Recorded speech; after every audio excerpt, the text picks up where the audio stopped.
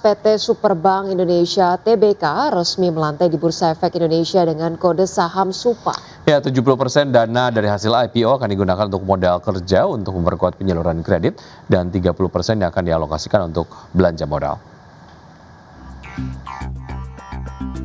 PT Superbank Indonesia (TBK) resmi melantai di Bursa Efek Indonesia dengan kode saham SUPA. Emiten perbankan dengan layanan digital pertama di Indonesia ini telah melepas saham baru sebanyak 4,4 miliar saham atau setara dengan 13% dari modal yang ditempatkan dan disetor penuh setelah IPO. Target pendanaan dari hasil IPO pun ditaksir mencapai 2,79 triliun rupiah. Manajemen menegaskan 70% dana hasil IPO akan digunakan untuk modal kerja guna memperkuat penyaluran kredit. Sementara 30%-nya akan dialokasikan untuk belanja modal, di antaranya penguatan sistem operasional hingga pengembangan produk pendanaan dan pembiayaan.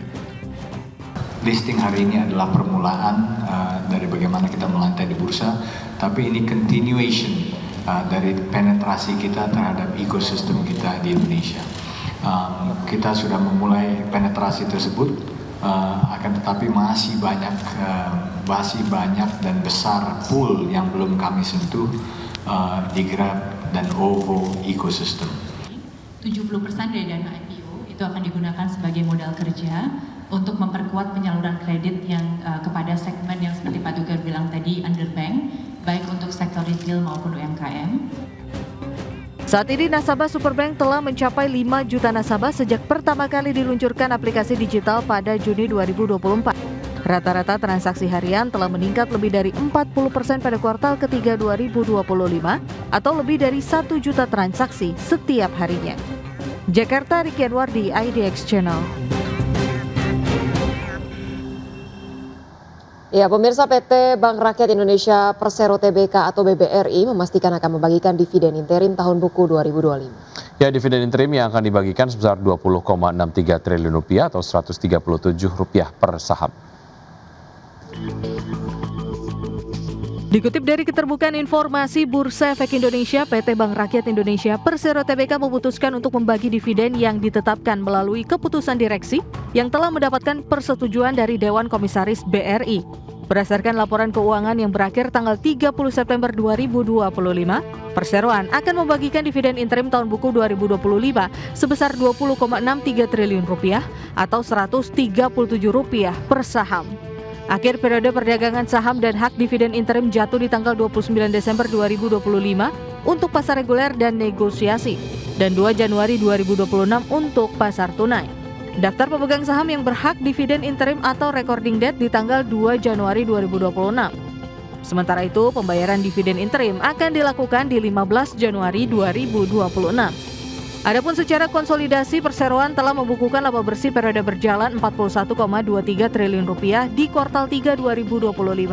Perolehan tersebut turun 9,1% year on year dari capaian Rp45,36 triliun di periode yang sama tahun lalu. Pendapatan bunga bersih Rp110,99 triliun, naik tipis 2,9% year on year dari setahun sebelumnya di Rp107,86 triliun. Penyaluran kredit tercatat di Rp1.438,11 triliun, tumbuh 6,26% year on year. Berbagai sumber IDX Channel. PT Solusi Sinergi Digital TBK atau SURS Wi-Fi mencatat kinerja operasional yang solid sepanjang Januari hingga September 2025 seiring agresifnya ekspansi jaringan internet rakyat. Ya, pertumbuhan pelanggan dan pendapatan melonjak signifikan meski profitabilitas tertekan biaya ekspansi. PT Solusi Sinergi Digital TBK atau SURS mencatat kinerja operasional yang solid sepanjang Januari hingga September 2025 seiring agresifnya ekspansi jaringan internet rakyat. SURS mencatat pelanggan Home Connect sebanyak 830.000 hingga kuartal 3 2025. Jumlah pelanggan bertambah 443.000 atau naik 114% secara kuartalan, mencerminkan permintaan pasar yang kuat. Perseroan menargetkan Home Connect mencapai 1,5 juta pelanggan hingga akhir 2025. Selain itu, Home Pass Search mencapai 1,5 juta, tumbuh 72% secara kuartalan atau bertambah 634.000. Take up rate meningkat menjadi 55%, naik 10,7% secara kuartalan. Infrastruktur backbone nasional kini melampaui 10.000 km jaringan serat optik dari Sumatera Barat hingga Papua. Adapun pendapatan Surge hingga kuartal 3 2025 mencapai 1,01 triliun rupiah, tumbuh 101% secara tahunan. EBITDA meningkat 96% menjadi 697 miliar rupiah, sementara laba bersih tercatat 261 miliar rupiah dan tertekan alokasi kepentingan non-pengendali serta kenaikan biaya keuangan. Manajemen menegaskan fluktuasi laba dan arus kas merupakan bagian dari strategi ekspansi jangka panjang untuk mendorong leverage operasional ke depan. Berbagai sumber IDX Channel.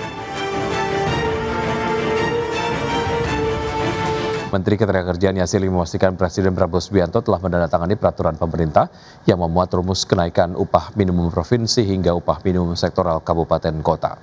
Ya, pemirsa, pemerintah meminta gubernur wajib menetapkan upah minimum provinsi tahun 2026 sebelum 24 Desember. Menteri Ketenagakerjaan Yassin Limpo memastikan Presiden Prabowo Subianto telah menandatangani peraturan pemerintah tentang pengupahan yang memuat rumus kenaikan upah minimum provinsi hingga upah minimum sektoral kabupaten kota. Menakar menyebut pemerintah mempertimbangkan aspirasi banyak pihak, terutama serikat buruh, sebelum akhirnya memutuskan rumus besaran kenaikan upah. Dalam PP tersebut, pemerintah menetapkan formulasi kenaikan upah yakni inflasi ditambah pertumbuhan ekonomi dikali alfa. Adapun rentang alfa atau indeks tertentu ditetapkan sebesar 0,5 hingga 0,9. Dengan adanya rumus ini, maka besaran kenaikan upah minimum di setiap daerah akan berbeda-beda. Dan semoga PP ini adalah hasil yang terbaik, ya, bagaimana kita mempertimbangkan aspirasi dari serikat pekerja, serikat buruh, dan juga menantikan masukan dari industri, ya. Dewan Pengupahan Daerah yang akan melakukan kajian terkait dengan kondisi masing-masing daerah. Pemerintah meminta gubernur wajib menetapkan upah minimum provinsi 2026 sebelum 24 Desember. Dari Jakarta, Devi Firmansyah, IDX Channel.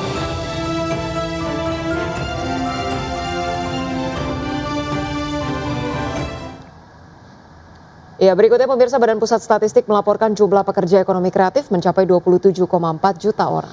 Ya, lebih dari 50% tenaga kerja tersebut berusia di bawah 40 tahun, menunjukkan sektor ini menjadi sumber lapangan kerja baru yang relevan bagi generasi muda. Badan Pusat Statistik melaporkan jumlah pekerja ekonomi kreatif mencapai 27,4 juta orang atau 18,7% dari total penduduk bekerja, serta melampaui target 2025 sebesar 25,55 juta orang. Lebih dari 50% tenaga kerja ekonomi kreatif berusia di bawah 40 tahun, menunjukkan sektor ini menjadi sumber lapangan kerja baru yang relevan bagi generasi muda.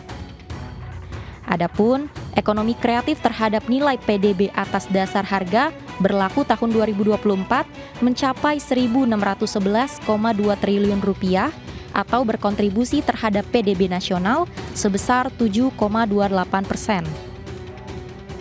Sementara pada aspek ekspor, sektor ekraf mencatatkan angka mencapai 26,68 miliar dolar Amerika atau 11,96% dari total ekspor non-migas nasional per Januari hingga Oktober 2025.